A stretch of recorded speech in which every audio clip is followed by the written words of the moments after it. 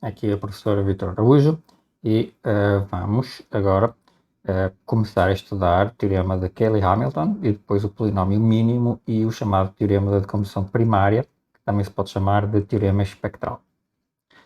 Então, vamos começar com o polinómio característico e o teorema de Cayley-Hamilton. Então, dado um polinómio com coeficientes no corpo e um certo operador linear no espaço vetorial sobre esse corpo, escrevemos P de T, P do operador, para o operador que se obtém substituindo a variável pelo operador. Então, a identidade constante, a função variável x elevado a zero é substituído pela identidade, o x é substituído por t, x elevado a n é substituído por t elevado a n. Uma mera substituição algébrica que nós denotamos por p calculado em t, o polinómio p, na variável x calculado em t. Então, como consequência de resultados gerais de álgebra, nós podemos mostrar que todo operador linear, num espaço vetorial de dimensão finita, num corpo real ou complexo, admite um polinómio irredutível, p, de grau 1 ou 2, em um dado vetor não nulo, de tal forma que esse polinómio de grau 1 ou 2, aplicado em t e calculado, é uma aplicação linear, p de t é uma aplicação linear, calculada essa aplicação linear do vetor v, se anula, ou seja, v está no núcleo do operador p de t para um certo polinómio de grau 1 ou 2 irredutível no corpo correspondente. De fato, nós já vimos a demonstração deste resultado, né, em vídeos anteriores, ok? E nós usamos a existência deste polinómio, p de x, que se anula no t, ok? Nós vamos agora considerar um polinómio que é naturalmente associado ao produto t, que é o polinómio característico. Ok, nós vamos ver isto. Então, a função p de t de lambda, que vamos defini-la como o determinante de t lambda, o determinante de t menos lambda de identidade, é um polinómio de grau máximo, dimensão de E. O grau máximo é a dimensão de espaço, a dimensão do domínio, em lambda, que podemos obter usando a matriz de t em qualquer base fixada. É chamado polinómio característico, como vocês com certeza já sabem. Então já sabemos que o lambda é um autovalor de tx, ou seja, p de lambda é igual a 0. O seguinte lema é útil: o polinómio p de t de x não depende da representação matricial do operador t que nós temos numa dada base. De facto, se eu tiver uma certa representação matricial de t com respeito a uma certa base b, e t de c é uma representação do mesmo operador com respeito a outra base, né, nós sabemos, por causa da teoria geral da álgebra linear, porque nós temos um espaço vetorial de dimensão finita, sabemos que existe uma matriz invertível de mudança de base H, tal que eu posso transformar a representação da matriz em relação à base B na representação da matriz em relação à base C por esta relação aqui, a relação de conjugação. T na base B é igual a H menos 1 T na base C vezes H. Pelas propriedades do determinante, nós vamos obter que o determinante na base B, usando a matriz da base B, seria o determinante da matriz na base B menos lambda vezes a identidade, a respectiva matriz de identidade. Isto é a mesma coisa que escrever, uma vez que o TB, T na base B, é a mesma coisa que H menos 1T na base C vezes H, e a identidade é a mesma coisa que H menos 1 vezes H. Então eu posso colocar o H menos 1 e o H em evidência à direita e à esquerda, e vamos obter o determinante de H menos 1 vezes TC menos lambda vezes identidade vezes H. Ora, pelo determinante, né, determinante do produto de aplicações lineares é o determinante é o produto dos determinantes das respectivas aplicações. Nós obtemos que isto é o determinante do H menos 1 vezes o determinante TC menos lambda e D, que é exatamente o que é isto aqui, é o polinómio característico do operador T, né, de quem usa na matriz C, a matriz na base C, vezes tudo isto vezes o determinante de H, mais o determinante de H inverso vezes o determinante de H é a identidade, né? É 1, porque H menos 1 tem um determinante que é o inverso do determinante de H, o inverso multiplicativo. Então este produto aqui vai dar 1, e ficamos com o determinante de t na base c menos lambda de identidade. Okay? Portanto, o polinómio característico de um operador só depende do operador linear e não da sua particular representação matricial em relação a qualquer base fixada. Em particular, os coeficientes desse polinómio não dependem da representação matricial. Nós temos exatamente o mesmo polinómio. Então, o monómio de maior grau de pt lambda é, com certeza, este aqui, menos 1 elevado a n vezes lambda elevado a n. A constante no polinómio é a constante é pt em 0, é o polinómio que é calculado em 0, que dá exatamente o determinante de t. Basta fazer lambda igual a 0 na definição. E o termo lambda n menos 1 tem coeficiente dado por menos 1 elevado a n menos 1 vezes o traço de t. Okay? A soma dos elementos da diagonal de qualquer representação matricial. Isso em particular vai nos dizer que esta soma dos elementos da diagonal da matriz de um certo operador, de uma dada base, que é o traço, ele não depende da base escolhida. Não? Notemos que se a dimensão for n, e lambda 1 e lambda n forem as raízes do polinómio característico no corpo dos complexos, então nós temos automaticamente que o polinómio característico se escreve como o produto destes monómios, lambda i menos lambda, né, para i de 1 até n. Logo, o determinante de t, que coincide com o polinómio característico em 0, pela definição do polinómio característico, vai ser dado pelo, basta substituir aqui o 0, vai ser dado pelo produto, né, das raízes características. Portanto, o determinante é o produto das raízes características, mas, portanto, os autovalores, mas tem que entrar o seu multiplicidade. Ou seja, se eu tiver uma raiz dupla, né, eu tenho que contá-la 2 vezes. Se eu tiver uma raiz tripla, tenho que contá-la 3 vezes. Tem que aparecer aqui, né, o produto dos autovalores com a multiplicidade deles. Então, teorema de Cayley-Hamilton, se eu tomar o polinómio característico de um certo operador linear, então sempre o operador se anula no polinómio característico. Ou seja, o P de t, se P é o polinómio característico do operador de t, P em t sempre se anula.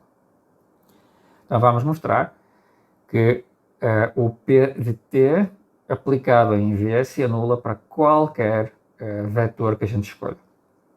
Ok? Claro, se for vetor nulo, obviamente que o operador linear P de t é linear, portanto, no vetor nulo se anula, mas vamos ver que para todo vetor não nulo tem que se anular. Quando P é o polinómio característico do próprio t. Então, tomemos m, aqui, menor ou igual que n, máximo, o maior natural m, tal que este conjunto V, t de V, t menos 1, m, tm menos 1 de V, ou seja, pego no V e calculo as imagens consecutivas de V pelo operador de t. Calculo V, t de V, t de t de V, t de t de t de V, etc. E termino no ponto onde eu não consigo calcular, mas mantendo a independência linear. Então, este aqui, este m, né, é o maior natural, este conjunto aqui das imagens consecutivas de V é linearmente independente. Ou seja, o Tm de V, a próxima imagem, já é dependente das anteriores. Então, eu tomo o maior número de iterados do V, iterados consecutivos, de imagens consecutivas do V, que são LI, que são linearmente independentes. Bom, se isso significa que eles estão no número máximo, então o Tm em V, ele é dependente dos anteriores. Isso significa que o Tm de V tem que ser uma combinação linear dos anteriores. Reparem que isto tem que acontecer para algum m menor ou igual que n. Porquê? Porque eu estou num espaço de dimensão m, dimensão n, aliás, estou num espaço de dimensão n, portanto eu vou ter no máximo n vetores linearmente independentes. Okay?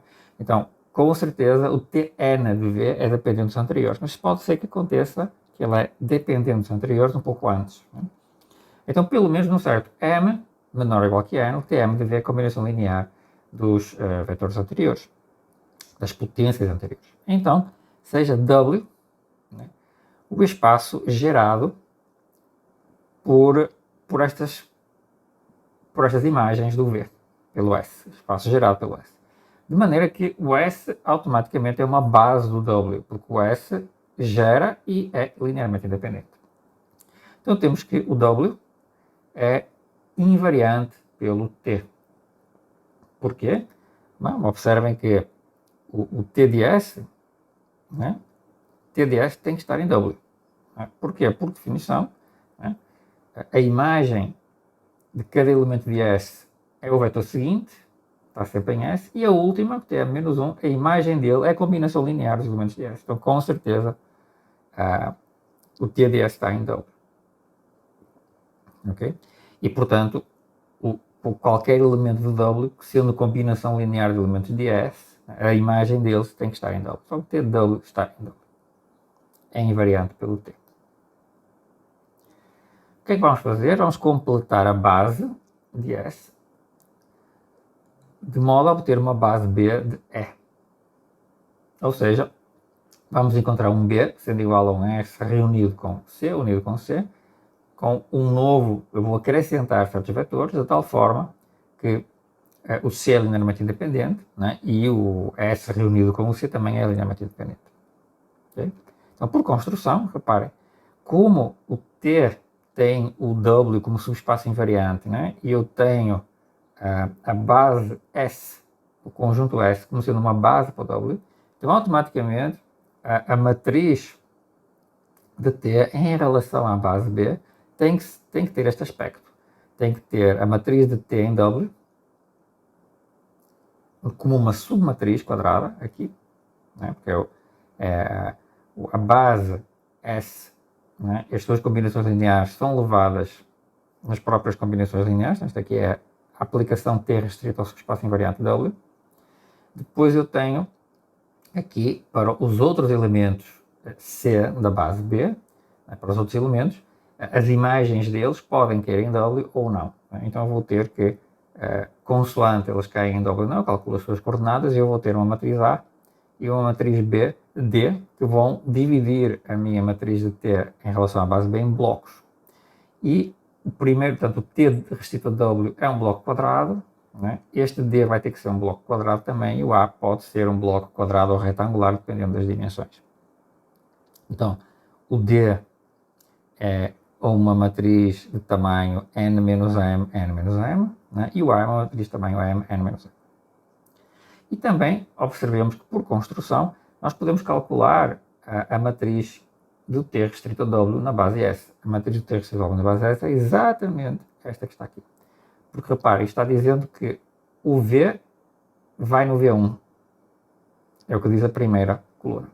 A segunda coluna diz que, perdão, o V vai no T de V. A segunda coluna diz que o T de V vai no T2 de V, que é o segundo elemento da base. Né? E assim sucessivamente, o Tm-2 vai no Tm-1. E, finalmente, esta última coluna diz que o Tm-1 é enviado no Tm de V, que tem esta, se escreve como esta combinação linear de V, T de V, T2 de V, etc. Tn-1 de V. Tm-1 de V. Okay? Então, esta tem que ser a matriz do T restrito a W. Ou seja, o polinómio característico agora pode ser escrito como determinante daquela matriz que nós tínhamos atrás, menos lambda vezes a identidade. Bom, mas, claro, como eu tenho aquilo dividido em blocos, né? Eu tenho o primeiro bloco, menos lambda vezes a identidade, m por m. Tenho o outro bloco, o outro bloco na diagonal, d menos lambda vezes a identidade, m por m. E o resto, fora da diagonal, eu não mexo, né? Porque eu estou subtraindo lambda vezes a identidade, estou subtraindo lambda vezes uma matriz, que é a diagonal. Então, pelas propriedades do determinante, este determinante é nada mais do que o determinante da diagonal, do primeiro elemento da diagonal, vezes o determinante da segunda elemento da diagonal. Porquê? Porque aqui esta matriz aqui é a matriz nula. Né? E vocês podem entender porque é que é a matriz nula, porque os vetores de W não saem de W. Eles nunca caem, eles nunca são combinações lineares de C. As imagens deles nunca são combinações lineares da outra parte da base. Logo, isto aqui tem que ser zero. E, portanto, o determinado polinómio característico, nesta base, passa a exprimir-se deste jeito, com este produto. produto do polinômio característico de t restrito a W, né, vezes este polinômio que está aqui. Okay? Nós podemos, de facto, explicitamente até calcular, né, o determinante do polinômio característico. O polinômio característico de t restrito a W. A matriz, naquela base, né, a matriz de t restrito a W tem a matriz do t menos lambda da identidade, tem esta cara que está aqui, né, e nós podemos agora calcular o determinante seguindo vários passos aqui, reduzindo, fazendo a redução em colunas. Tá? Eu aqui foi exprimir, né, este determinante, né, como sendo, eu dividi pela primeira coluna, menos lambda vezes o determinante aqui, e depois este 1 vezes o resto. Perdão, menos lambda, depois alfa 0 vezes o resto. Então, calculando, fazendo esta expansão pela primeira linha, de fato, determinante pela primeira linha, chama-se a regra de Lagrange também, nós podemos exprimir deste jeito, reduzimos esta expressão e podemos agora usar a indução para deduzir que o polinômio característico de t restrito a W é nada mais do que esta expressão que está aqui. Ou seja, menos elevado a m vezes lambda m menos este polinômio que está aqui. Okay, agora, as propriedades do vetor v e do número m garantem o seguinte, que se eu aplicar o polinômio, se eu aplicar o vetor v com que eu comecei, se eu aplicar ao polinômio característico de t em W, eu vou obter exatamente esta expressão, ou seja, menos 1 elevado a m, tm v, menos alfa m menos 1, tm menos 1 de v, etc. Mas, por definição, tm de v é exatamente esta combinação linear. Então, esta diferença se anula. A diferença é zero. Portanto, concluímos que o pt em v, que é esta combinação, portanto, é o produto do primeiro do pt em W, né, problema característico pt aplicado em W, restrito a W, depois vezes aquele polinômio calculado no D, naquele resto deste, este aqui se anula, logo tudo isto se anula. Como eu comecei este argumento tomando V um vetor não nulo qualquer do espaço E, né, mostramos que o P de T se anula em qualquer V. E isto conclui a demonstração. Ok? Em seguida, falaremos sobre o polinômio mínimo e o teorema da decomposição primária. Então, nós vamos aplicar já a seguir.